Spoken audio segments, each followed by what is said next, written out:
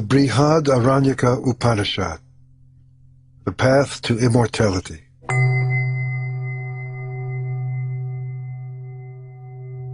A wife loves her husband, not for his own sake, dear, but because the self lives in him.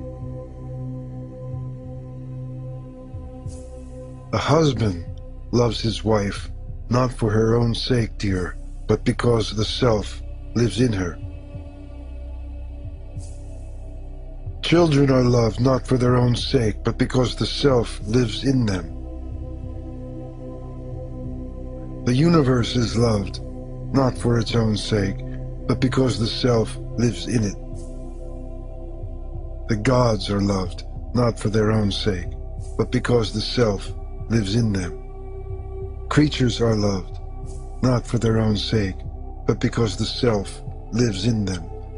Everything is loved not for its own sake, but because the self lives in it. This self has to be realized. When you hear about the self, meditate upon the self, and finally realize the self, you come to understand everything in life.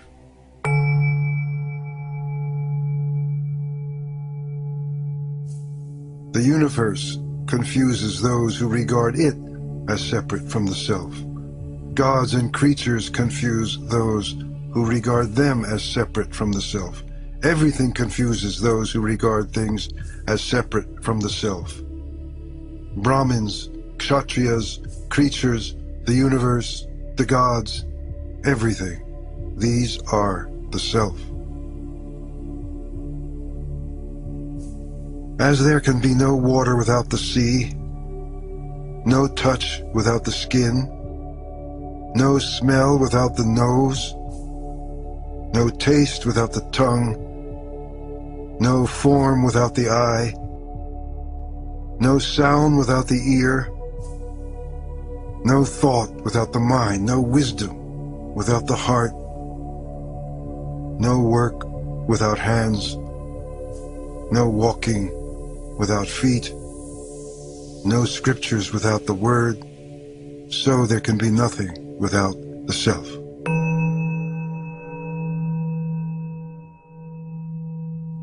Separateness arises from identifying the self with the body, which is made up of the elements.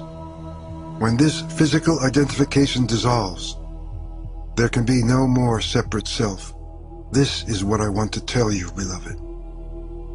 As long as there is separateness, one sees another as separate from oneself, hears another as separate from oneself, smells another as separate from oneself, speaks to another as separate from oneself, thinks of another as separate from oneself, knows another as separate from oneself.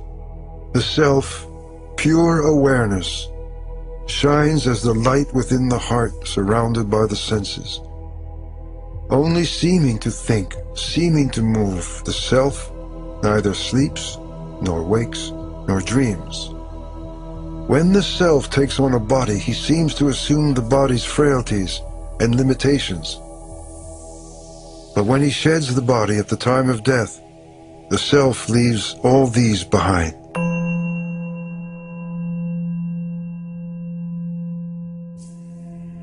When a person dies, it is only the physical body that dies. That person lives on in a non-physical body, which carries the impressions of his past life. It is these impressions that determine his next life. In this intermediate state, he makes and dissolves impressions by the light of the self. The self is free from desire, free from evil, free from fear. As a man in the arms of his beloved is not aware of what is without and what is within, so a person in union with the self is not aware of what is without and what is within, for in that unitive state, all desires find their perfect fulfillment. There is no other desire that needs to be fulfilled, and one goes beyond sorrow. The self is beyond good and evil, beyond all the suffering of the human heart.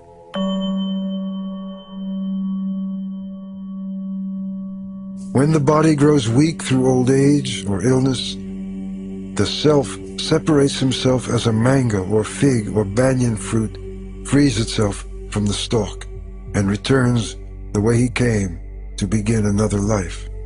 When body and mind grow weak, the self gathers in all the powers of life and descends with them into the heart. As prana leaves the eye, it ceases to see. He is becoming one, say the wise. He does not see. He is becoming one. He no longer hears. He is becoming one. He no longer speaks or tastes or smells or thinks or knows. By the light of the heart, the self leaves the body by one of its gates, and when he leaves, prana follows, and with it all the vital powers of the body. He who is dying merges in consciousness, and thus consciousness accompanies him when he departs, along with the impressions of all that he has done, experienced, and known.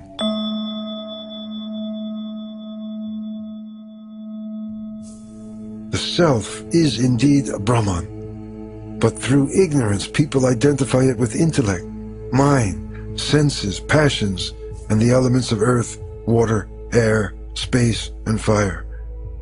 This is why the self is said to consist of this and that, and appears to be everything. As a person acts, so he becomes in life. Those who do good become good. Those who do harm become bad. Good deeds make one pure. Bad deeds make one impure. So, we are said to be what our desire is. As our desire is, so is our will. As our will is, so are our acts. As we act, so we become. We live in accordance with our deep, driving desire. It is this desire at the time of death that determines what our next life is to be. We will come back to earth to work out the satisfaction of that desire.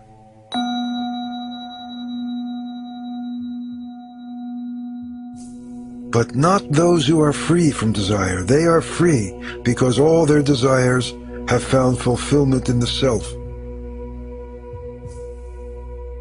They do not die like the others, but realizing Brahman, they merge in Brahma. So it is said, when all the desires that surge in the heart are renounced, the mortal becomes immortal.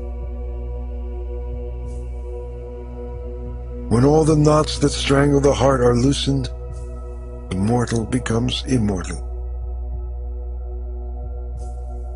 Here, in this very life, as the skin of a snake is sloughed onto an anthill, so does the mortal body fall.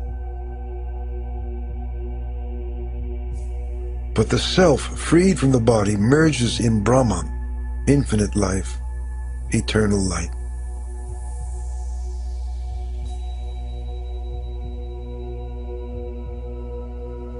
Those who realize the self enter into the peace that brings complete self-control and perfect patience. They see themselves in everyone and everyone in themselves. Evil cannot overcome them because they overcome all evil. Sin cannot consume them because they consume all sin. Free from evil, free from sin and doubt, they live in the kingdom of Brahman. Your Majesty, this kingdom is yours.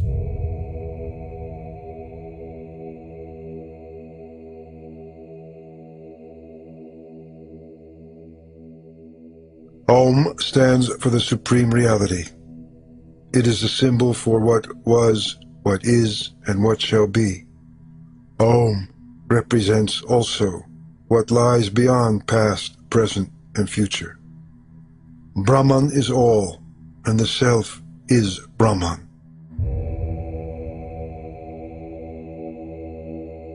This self has 4 states of consciousness.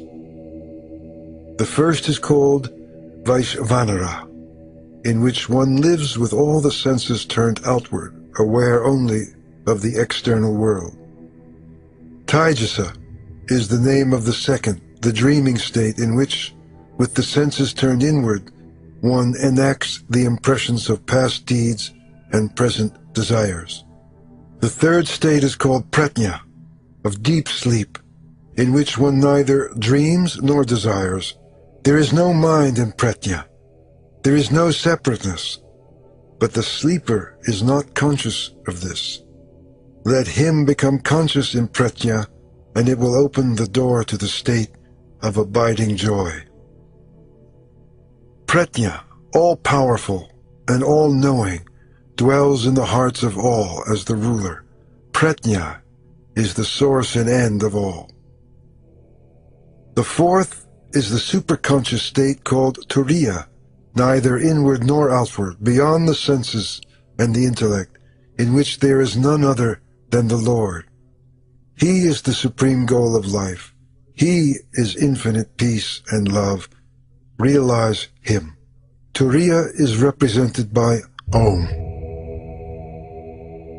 symbol of everlasting joy.